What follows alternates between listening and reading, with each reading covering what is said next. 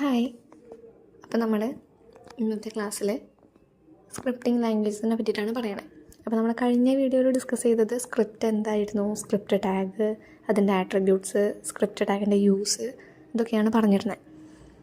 അപ്പോൾ ഇന്നത്തെ വീഡിയോയിൽ സ്ക്രിപ്റ്റിൻ്റെ ക്ലാസിഫിക്കേഷൻസ് അതിനെ പറ്റിയിട്ടാണ് നമ്മൾ ഡിസ്കസ് ചെയ്യണത്. അപ്പോൾ നമുക്ക് വീഡിയോയ്ക്ക് കിടക്കാം. സ്ക്രിപ്റ്റ് എന്താണെന്ന് നമ്മൾ പറഞ്ഞതാണ്.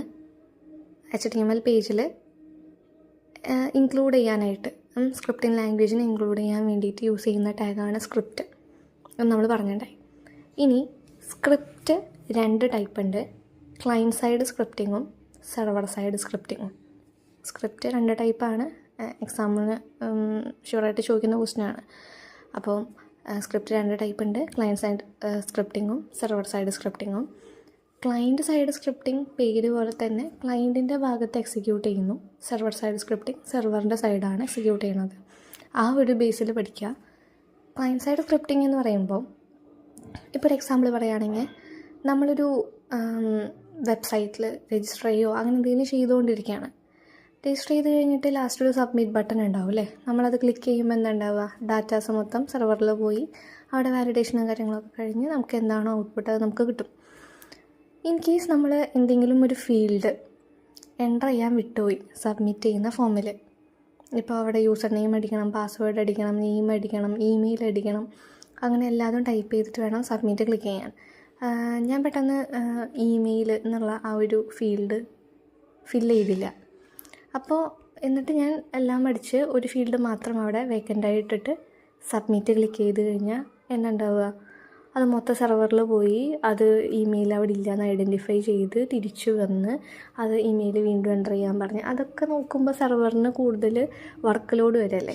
അപ്പോൾ ഇങ്ങനെയുള്ള സിറ്റുവേഷൻസ്, കുഞ്ഞു കുഞ്ഞ് കറക്ഷൻസ്, ഇപ്പോൾ നമ്മൾ എന്തെങ്കിലും ഫീൽഡ് എൻ്റർ ചെയ്യാതെ പോവുക, ഇന്ന ഫോർമാറ്റിൽ നമ്മളത് എൻ്റർ ചെയ്തില്ല, അങ്ങനെയൊക്കെയാണെന്നുണ്ടെങ്കിൽ എന്താ, നമുക്ക് ക്ലയൻറ്റിൻ്റെ ഭാഗത്ത് തന്നെ ആ കറക്ഷൻസൊക്കെ തീർക്കണം. അത് സെർവറിൽ പോയിട്ടുണ്ടെങ്കിൽ സെർവറിൽ കൂടുതൽ വർക്ക് ലോഡ് വരികയാണ്, കുഞ്ഞു കുഞ്ഞു തെറ്റുകളൊക്കെ വന്നു കഴിഞ്ഞാൽ. അപ്പോൾ നമ്മൾ ഇന്ന കാര്യങ്ങൾ, അതായത് എന്തെങ്കിലും ഫോർമാറ്റിൽ തെറ്റ് ടൈപ്പ് ചെയ്യുകയോ അല്ലെങ്കിൽ എന്തെങ്കിലും ഒരു ഇൻപുട്ട് ഫീൽഡിൽ നമ്മളത് ഫില്ല് ചെയ്യാതെ ഇടുകയാണെങ്കിലോ, എന്നിട്ട് സബ്മിറ്റൊക്കെ ക്ലിക്ക് ചെയ്യുമ്പോൾ നമുക്കൊരു മെസ്സേജ് അവിടെ കാണിക്കും. അപ്പം തന്നെ നമ്മുടെ ബ്രൗസറിൽ കാണിക്കും പ്ലീസ് എൻ്റർ ദി ഫീൽഡ് എന്ന് പറഞ്ഞിട്ട്, അല്ലെങ്കിൽ ഇന്ന ഫോർമാറ്റിൽ അത് ഫില്ല് ചെയ്യണം എന്ന് പറഞ്ഞിട്ട് എന്തെങ്കിലും മെസ്സേജ് കാണിക്കും. അതിനെയാണ് സെർവർ സൈഡ് സ്ക്രിപ്റ്റിംഗ് എന്ന് പറയാം. അതായത് ക്ലയൻറ്റ് സൈഡ് സ്ക്രിപ്റ്റിംഗ് എന്ന് പറയാം. ക്ലയൻറ്റിൻ്റെ ബ്രൗസറിലുള്ള ചെറിയ വാലിഡേഷൻസിന് വേണ്ടിയിട്ടാണ് ക്ലയൻറ്റ് സൈഡ് സ്ക്രിപ്റ്റ് യൂസ് ചെയ്യുന്നത്. ഇനി സെർവർ സൈഡ് സ്ക്രിപ്റ്റ് എന്ന് പറഞ്ഞാലോ, ഇപ്പോൾ നമ്മളെല്ലാ ഫീൽഡും എല്ലാ പറഞ്ഞ ഫോർമാറ്റിലും ഫില്ല് ചെയ്ത് കഴിഞ്ഞ് സബ്മിറ്റ് ബട്ടൺ ക്ലിക്ക് ചെയ്യുമ്പോൾ നമ്മൾ ഫില്ല് ചെയ്തിട്ടുള്ള ഡാറ്റ മൊത്തം സെർവറിൽ പോവും. എന്നിട്ട് സെർവർ ചെക്ക് ചെയ്യും ഇന്ന ഡീറ്റെയിൽസൊക്കെ ഉള്ളതാണോ, കറക്റ്റാണോ, അല്ലെങ്കിൽ ആൾക്ക് ഇന്ന ഇതിൽ രജിസ്ട്രേഷൻ കൊടുക്കണോ വേണ്ടയോ, സൈൻ ഇൻ ചെയ്യാനുള്ള കാര്യങ്ങൾ ചെയ്യണോ എന്നൊക്കെ തീരുമാനിക്കുന്നത് സെർവർ സൈഡിലാണ്.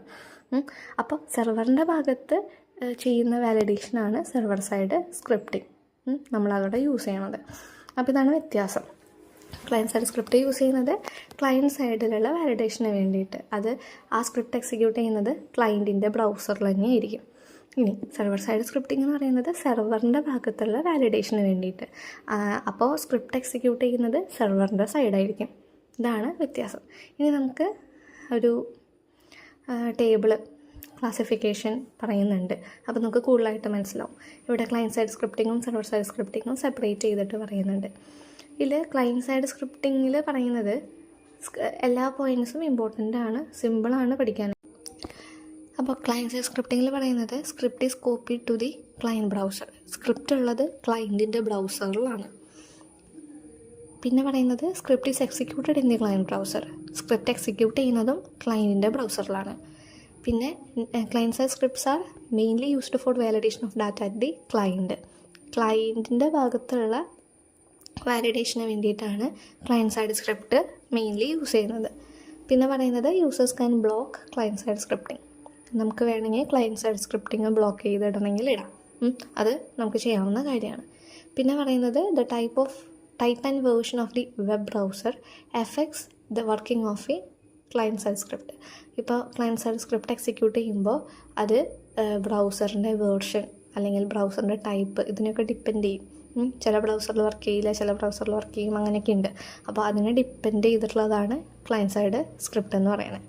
അപ്പോൾ എന്തൊക്കെയാണ് ക്ലയൻറ്റ് സൈഡ് സ്ക്രിപ്റ്റ് എന്ന് പറയുന്നത്? സ്ക്രിപ്റ്റ് ഉള്ളത് ക്ലയൻറ്റിൻ്റെ ബ്രൗസറിലാണ്, സ്ക്രിപ്റ്റ് എക്സിക്യൂട്ട് ചെയ്യുന്നത് ക്ലയൻറ്റിൻ്റെ ബ്രൗസറിലാണ്. അതുപോലെ തന്നെ മെയിൻലി യൂസ് ചെയ്യുന്നത് ക്ലയൻറ്റിൻ്റെ വാലിഡേഷന് വേണ്ടിയിട്ട്, ക്ലയൻറ്റ് സൈഡിലുള്ള വാലിഡേഷന് വേണ്ടിയിട്ടാണ്. പിന്നെ യൂസറിന് ക്ലയൻറ്റ് സൈഡ് സ്ക്രിപ്റ്റ് നമുക്ക് എന്ത് ചെയ്യാം, ബ്ലോക്ക് ചെയ്തിട്ടുണ്ടെങ്കിൽ ഇടാം. പിന്നെ ക്ലയൻറ്റ് സൈഡ് സ്ക്രിപ്റ്റ് നമ്മുടെ ബ്രൗസറിൻ്റെ ടൈപ്പും വേർഷനെയൊക്കെ ഡിപ്പെൻഡ് ചെയ്യുന്നുണ്ട്.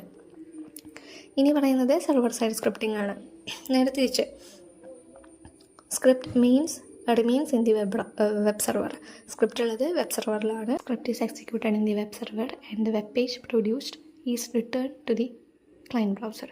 അതായത് സ്ക്രിപ്റ്റ് എക്സിക്യൂട്ട് ചെയ്തിട്ട് എന്താണോ റിസൾട്ട് എന്നുള്ളത് അത് ക്ലയൻറ്റിൻ്റെ ബ്രൗസറിലേക്ക് തിരിച്ചയക്കുകയാണ് ചെയ്യുക. പിന്നെ server side scripts are usually used to connect to databases and return data from the web server. Server side script എപ്പോഴും ഡാറ്റാബേസ് ആയിട്ടുള്ളൊരു കണക്ഷൻ ഉണ്ടായിരിക്കും. സെർവർ സൈഡ് സ്ക്രിപ്റ്റ് ഡാറ്റാബേസായി കണക്റ്റായി അവിടുന്ന് ഡാറ്റ റിട്ടേൺ ചെയ്ത് എടുക്കുകയാണ് ചെയ്യുന്നത്. പിന്നെ server side scripts cannot be blocked by a user. Server side script ഒരിക്കലും യൂസറിന് ബ്ലോക്ക് ചെയ്തിടാനായിട്ട് പറ്റില്ല. പിന്നെ the features of the web browser does not affect the working of server side script.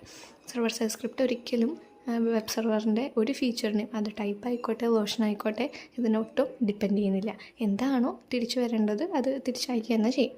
അപ്പോൾ ഇത്രയാണ് സെർവർ സൈഡ് സ്ക്രിപ്റ്റ്. എന്തൊക്കെയായിരുന്നു? Script web സെർവറിലായിരിക്കും, script execute ചെയ്യുന്നതും web സെർവറിലായിരിക്കും, എന്നിട്ട് റിസൾട്ടിനെ ക്ലയൻറ്റിൻ്റെ ബ്രൗസറിലേക്ക് സെൻഡ് ചെയ്യുകയാണ് ചെയ്യുക. പിന്നെ പറയുന്നത് സെർവർ സൈഡ് സ്ക്രിപ്റ്റ് ഡാറ്റാബേസായിട്ട് കണക്റ്റഡ് ആണ്. പിന്നെ സെർവർ സൈഡ് സ്ക്രിപ്റ്റിനെ ഒരിക്കലും ബ്ലോക്ക് ചെയ്തിടാനായിട്ട് പറ്റില്ല യൂസറിന്. പിന്നെ പറയുന്നത് ഒരിക്കലും വെബ് ബ്രൗസറിൻ്റെ ഒരു ഫീച്ചേഴ്സിനെയും സെർവർ സൈഡ് സ്ക്രിപ്റ്റ് ഡിപ്പെൻഡ് ചെയ്യുന്നില്ല. അപ്പോൾ ഇത് രണ്ടും ക്ലാസിഫിക്കേഷൻസ് നല്ല രീതിക്ക് പഠിക്കുക. പിന്നെ നമുക്ക് പഠിക്കാനുള്ളത് വൺ വേർഡായിട്ടൊക്കെ ചോദിക്കുന്ന ക്വസ്റ്റ്യനാണ് ക്ലയൻറ്റ് സൈഡ് സ്ക്രിപ്റ്റും സെർവർ സൈഡ് സ്ക്രിപ്റ്റും ഏതൊക്കെയാണെന്നുള്ളത്. ക്ലയൻറ്റ് സൈഡ് സ്ക്രിപ്റ്റിൽ വരുന്നത് ജാവ സ്ക്രിപ്റ്റ്, VB സ്ക്രിപ്റ്റ് ഒക്കെയാണ് ക്ലയൻറ്റ് സൈഡ് സ്ക്രിപ്റ്റിൽ വരിക. പിന്നെ വരുന്നത് server side script. Server side സ്ക്രിപ്റ്റിൽ വരുന്നതാണ് PHP, ASP, JSP ഒക്കെ.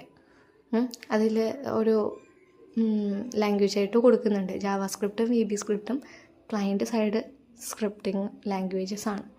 പിന്നെ വരുന്ന PHP, ASP അതായത് active server pages, Microsoft active server page അതും.